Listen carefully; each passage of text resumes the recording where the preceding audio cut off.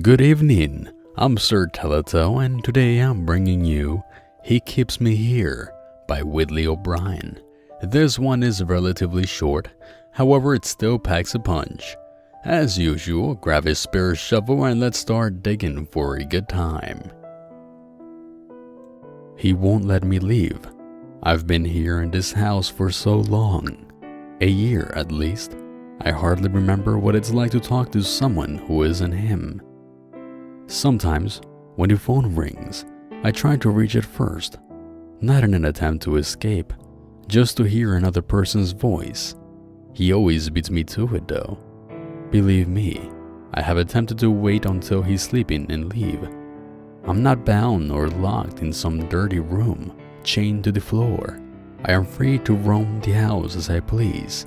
It's a nice house, clean and comfortable. It's not that I have it so bad here. There are no beatings or torture. He's never even raised his voice at me. I just miss the outside world. I guess the main reason I don't just slip away in the night is that I love him.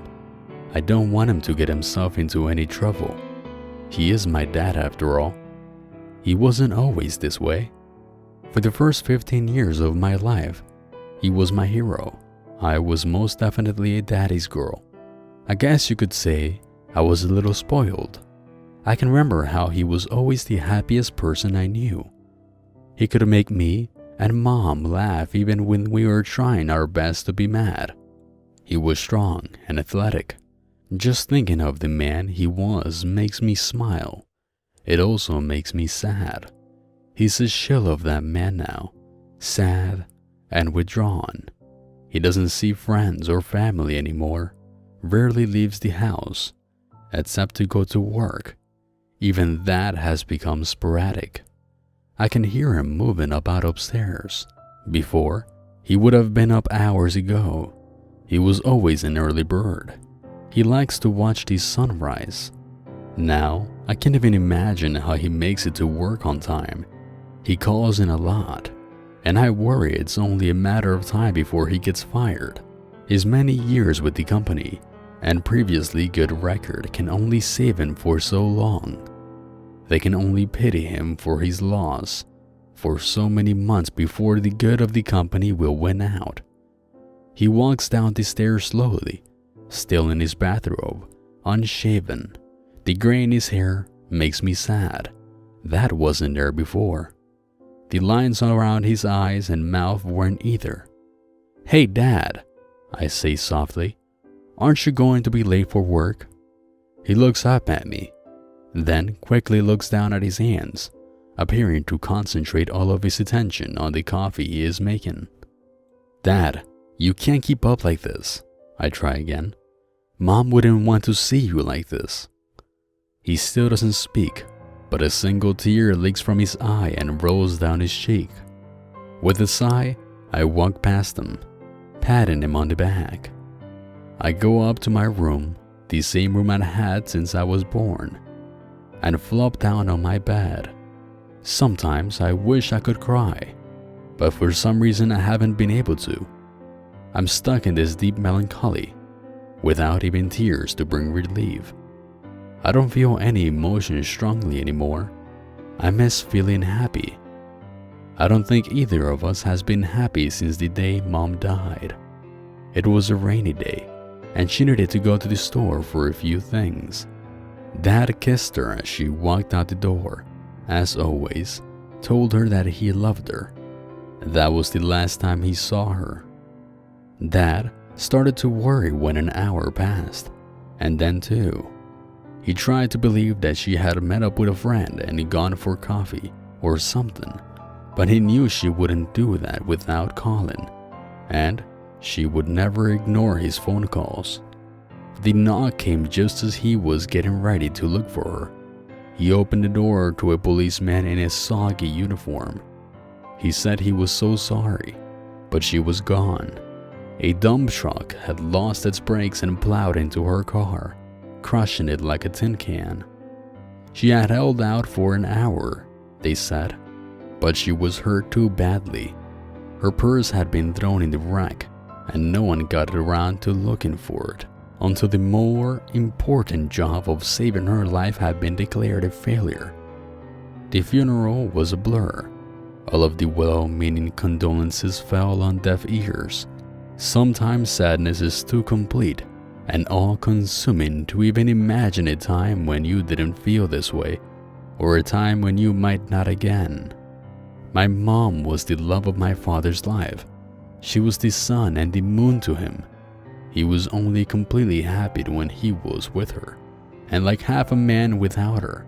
I know they loved me more than anything, but I also know that they would have lived a perfectly happy life together had I not been born. They completed each other, and I was a bonus. So, you can see how difficult this has been for him, even harder than it's been for me. He lost a part of himself. Although I understand what he's going through, I hate being shut up in this house all the time.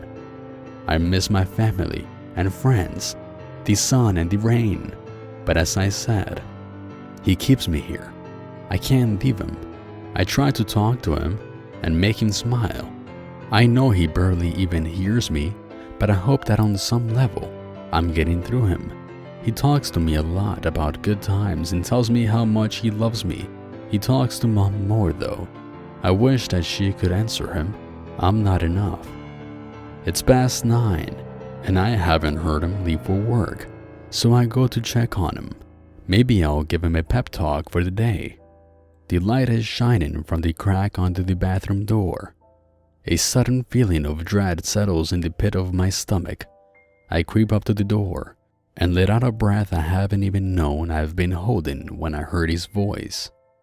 He's talking to my mother, telling her that he can't go on anymore, that he's given all he has to give. This is my cue to go in. He's sitting on the edge of the tub with a razor in his right hand and pictures of me and Mom in the other. He doesn't look up when I come in, but I know he knows I'm there because he switches his focus to speaking to me. "I am so sorry, baby," he says. "I know you wouldn't be proud of the man I am now. You wouldn't be proud of this, but I just can't live without you and Mom." He stares at my face, smiling up at him from the picture in his hand. "Why couldn't I have been in that car with you?"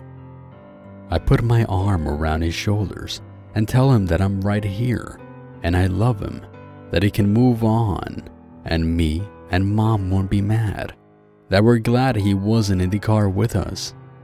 I put my hand over the one that holds the blade and plead with him to stay here, keep trying, not just for him, though I so want him to go back to the happy person he used to be, but for me too.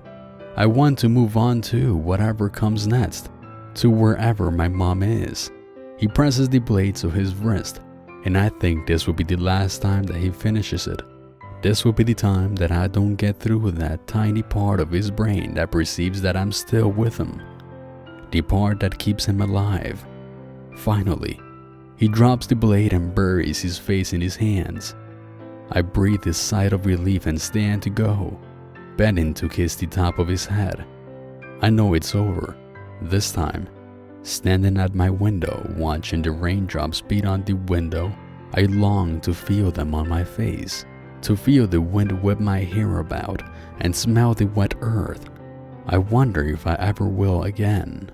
I will be here until he doesn't need me anymore, until I'm not the only thing pulling him back from the edge, until he can learn to live without us. He keeps me here.